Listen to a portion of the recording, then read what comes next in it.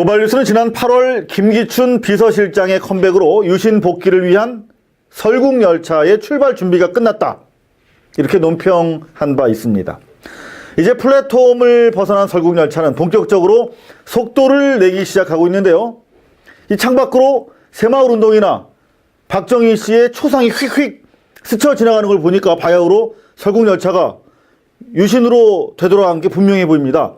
그런데 문제는 이 열차가 이 70년대 서울이 아니라 70년대 평양으로 돌아간 게 아닌가 하는 우려입니다. 어버이 김일성 수령과 아버지 박정희 각하를 외치며 울부짖는 시대착오적인 그림이 차창 너머에 가득합니다. 10월 29일 고발 리포트입니다. 박근혜 대통령 취임 후 처음 맞이하는 11.6. 박정희 전 대통령을 추모하는 행사가 전국 각지에서 열렸는데요. 이곳은 서울 나들목교회, 인천 순복음교회, 구미 상무교회 등이 주최한 제1회 박정희 추모 예배 현장입니다. 난데없는 독재론이 등장합니다. 독재니 어쩌니 그런 얘기를 많이 하는데 한국은 독재를 해야 돼. 정말이야, 독재야. 하나님의 독재이었어. 하나님이 무조건 하나님께 순종을 하셨어요. 귀를 의심케 하는 말인데요. 하느님이 독재를 했으니 한국도 독재를 해야 한다고 부추깁니다. 독재자 박정희 씨가 하늘에 계시다고 추모사를 마칩니다. 우리 하늘에 계시지만은 고 박정희 대통령님께 한번 박수 한번 해드리기 바랍니다. 독재가 필요하다며 박정희를 신격화한 이 목사는 원미동 교회 김영진 목사. 김 목사보다 한술 더 뜨는 사람들은 참석한 신도들. 독재를 해야 한다는 말에 아멘으로 화답합니다. 이어서 등단한 목사 역시 박정희 정권이 하느님의 기적의 역사를 행했다는 취지의 강론을 이어갑니다. 대한민국의 우리 박정희 대통령께서 민족을 사모하며 어둡고 억눌리고 가난한 자를, 눈먼 자를 보게 하며 하나님 아버지 앞에 억눌린 자를 해방시키고 병든 자를 낫게 하시는 하나님의 역사가 일어났던 것처럼 우리가 박정희 대통령을 추모하고 만들어 나가는데 주님께서 우리 온 신앙이 한국교회가 하나가 되게 하여 주실 줄로 믿습니다. 개신교계가 처음으로 조직적으로 치른 추모제에는 박정희 전 대통령의 둘째 딸 근령 씨 등 300여 명이 참석해 성황을 이뤘습니다. 개신교 목회자들의 박정희 찬양 소식이 전해지자 인터넷에는 비난 여론이 들끓고 있습니다. 상당수 목회자와 신도들은 박정희 추모제가 신성모독이었다며 강하게 반발하고 있습니다.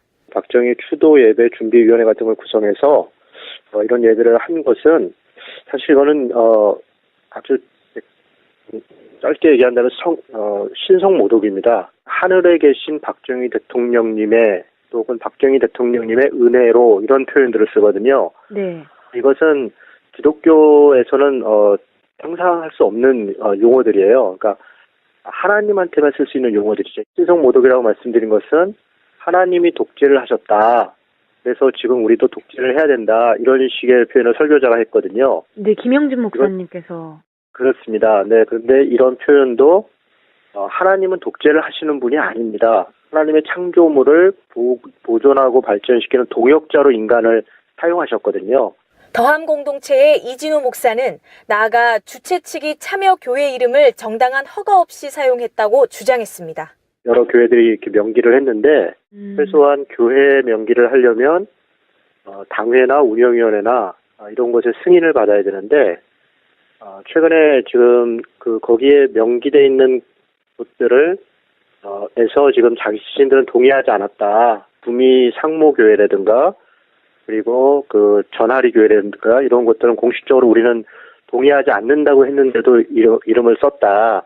이렇게 이제 항의하는 성명을 냈고 입장을 표명했거든요. 이진호 목사를 위시한 개신교계 목회자들은 박정희 추모제가 종교적 행사가 아닌 살아있는 권력에 아부하기 위한 정치적 행사일 뿐이라고 일축했습니다. 박정희 대통령이 군사 독재를 했고 쿠데타를 했고 인권을 유린했고 심지어는 그것을 항의하는 기독교 인사들과 기독교 단체들을 엄청나게 핍박했거든요. 그런 분에 대해서 우리가 하나님의 사람이다 혹은 기독교인이다, 또 기독교 발전에 기여했다, 이런 이야기를 하면서 추모한다는 것은 저는 전혀 맞지 않는 일이고 그것은 일반의 상식에도 적절치 않은 그런 행동이라고 생각합니다. 일반의 상식에 적절치 않은 행동은 교회 밖에서도 목격됩니다. 일반인이 아닌 현직 국회의원들마저 박정희 전 대통령에 대한 도를 넘는 찬양 발언을 쏟아냅니다. 새누리당 심학봉 의원이 바로 박정희를 아버지 대통령 각하라고 호칭해 물의를 빚은 장본인입니다. 아버지 대통령 각하. 어디서 많이 들어본 표현입니다. 어디였을까요?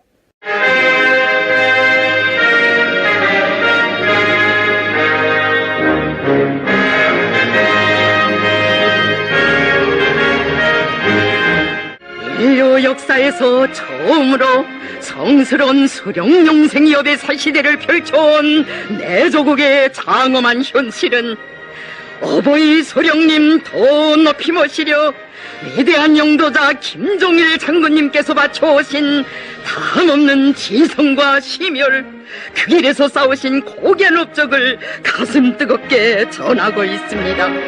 어버이 수령이라 부르고 신격화하는 북한의 행태를 고스란히 모방해 아버지 대통령 각하라고 부르는 사람들. 네티즌들은 이들이야말로 북한을 따라하는 진짜 종북주의자들 아니냐고 지적하고 있습니다. 이 같은 때 아닌 박정희 찬양 열풍의 활용정점, 점을 찍은 건 11.6 당일 국립현충원에서 열린 공식 추도제에서였습니다. 정치권 일가에서 나오는 이 말에 대해 우리 서민들은 간첩이 날뛰는 세상보다는 차라리 유신 시대가 더 좋았다고 보고 있습니다. 간첩이 날뛰는 세상보다 유신 시대가 더 좋았다는 말은 박정희 대통령을 기념하자는 재단의 이사장이라는 사람이 한 말로 아무리 고인을 추모하기 위한 제삿날이라고 감안해도 지나쳤다는 비판이 제기되고 있습니다. 시민사회는 물론 정계도 들끓고 있습니다.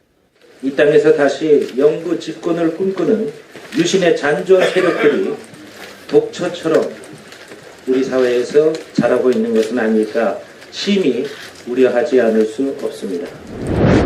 박정희에 대한 언어 찬양은 실제적인 추모공원 건립 광풍으로 전국에 걸쳐 번지고 있습니다. 서울 상암동에 세워진 박정희 대통령 기념 도서관입니다. 이 공원은 강원도 철원군에 위치한 육군대장 박정희 장군 전역 공원입니다. 그런가 하면 박정희 전 대통령이 소시적 하숙을 했다는 경북 문경시 청운각 일대에도 공원이 조성돼 있습니다. 새마을운동 발상지인 경북 포항과 청도군은 말할 것도 없습니다. 각각 박정희 기념공원이 건립되어 있습니다. 이곳은 박정희 전 대통령의 고향인 경북 구미인데요. 새마을운동 테마공원이 조성될 계획이라고 합니다. 사업비 규모만 800억 원에 이른다고 하니 가히 규모가 짐작되고 남습니다.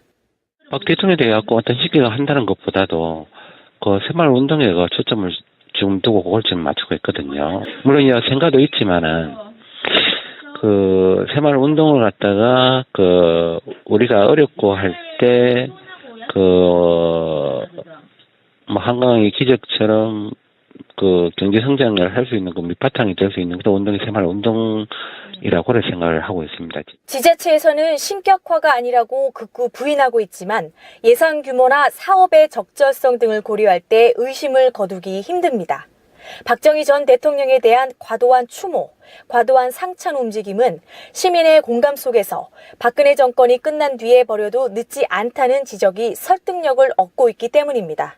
저는 대단히 부당하다고 생각합니다. 왜냐하면 물론 사람의 공도 있고 과도 있지만 박정희 대통령에 대해서는 쿠데타라고 하는 명확한 부분에 대해서 좀 정확하게 할 필요가 있습니다. 그리고 그동안 역사 속에서 이런 부분들을 지금 자신의 따님이 대통령이 되는 이 시점에서 자신의 아버지, 그것도 역사적으로 문제가 있고 그걸로 인해서 여러 가지 어려움이 있는 분들 이 시절에 지금 여기저기서 이렇게 기념하고 공원을 만들고 하는 것은 정말 이건 말이 안 됩니다. 만약에 하려고 그러면 이 정권이 끝난 다음에 해야 된다. 그것도 일반 시민의 공감 속에서 해야지 살아있는 권력이 있는 곳에서 그 아버지를 추모하는 일을 하는 것은 적절하지 않다 그렇게 생각합니다. 고발리포트 박효연입니다.